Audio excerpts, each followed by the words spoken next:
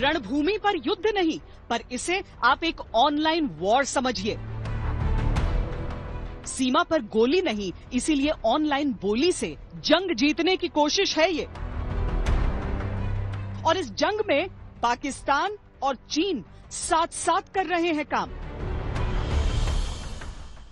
अभी जो आप लद्दाख के अंदर देखेंगे, एक नया तरीका देखने को मिल रहा है, जहां चीनी और पाकिस्तानी हैंडल मिलकर एक कहीं ना कहीं भारत और चीन के प्रति जंग उकसाने का एक काम कर रहे हैं। दूसरा, एक ऐसा नैरेटिव पैदा कर रहे हैं कि भारत की सेना दबाव में है।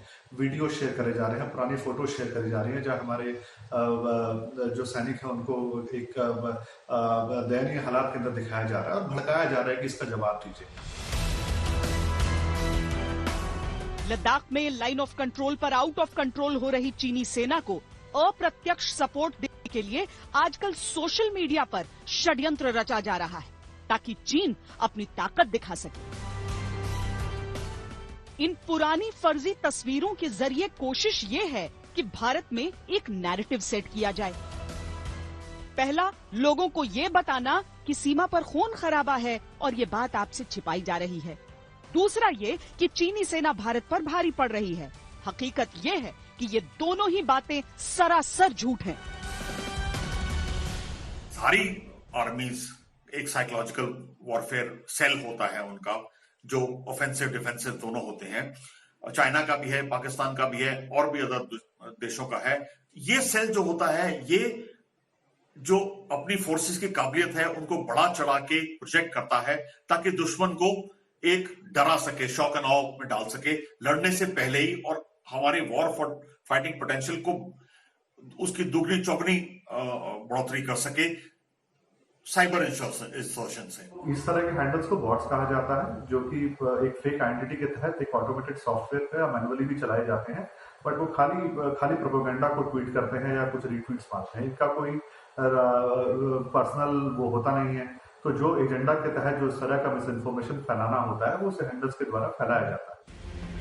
चीन ने 1997 से ही एक मुहिम के तौर पर साइबर वॉरफेयर में इन्वेस्ट करना शुरू कर दिया था। उस समय वो अमेरिका और रूस की बराबरी करना चाहता था, पर धीरे धीरे वो इसे हथियार के तौर पर भारत के खिलाफ इस्तेमाल करने लगा। 2010 के बाद से लगभग एक नीतिगत रूप से चीन के प्रहार बढ़े। चीन साइबर स्पेस के जरिए भारत की कई संवेदनशील जानकारियां चुराने की कोशिश करता रहा। इसी साल मार्च में राज्यसभा में सरकार की ओर से एक प्रश्न का जवाब देते हुए कहा गया कि पिछले 5 सालों में चीन ने 1,29,747 भारतीय वेबसाइट्स को हैक किया। और अब चीन हैकिंग से आगे बढ़कर ऑनलाइन प्रोपेगेंडा को एक हथियार बना रहा है। स्पष्ट है कि मौजूदा दौर में जब चीन दुनिया की नजर में पहले ही बहुत गिरा हुआ है, वो कोई खतरा नहीं उठाना चाहता। इसीलिए अपने पाकिस्तानी गुलामों की मदद से LAC की एक झूठी तस्वीर गढ़ना चाहता है। देखिए, एक तो देश के पास एक सशक्त नेतृत्व भी है, सक्षम नेतृत्व भी है। देश का मस्तक कभी झुकने नहीं देंगे। यह भरोसा तो देश की जनता को है। मैं समझता हूं देश की जनता को मुझे आश्वस्त करने की जरूरत नहीं है, देश की जनता को यह भरोसा है। चीन ने साइबर अटैक्स के जरिए पहले भारत को टारगेट बनाया, अब ऑनलाइन प्रोपेगेंडा के जरिए। यहां तक कि जो भारत के आंतरिक मामले हैं, उनमें अफवाहों की कड़ियां चीन से जाकर जुड़ती हैं, और ये बात सिद्ध भी हुई है। लेकिन अब लाइन ऑफ एक्चुअल कंट्रोल पर जो परिस्थितियां हैं, उसकी एक झूठी तस्वीर पेश करके जाहिर है चीन की कोशिश यही है कि तनाव किसी तरीके से वो बढ़ा सके। अभिषेक भल्ला के साथ श्वेता सिंह, दिल्ली आज तक।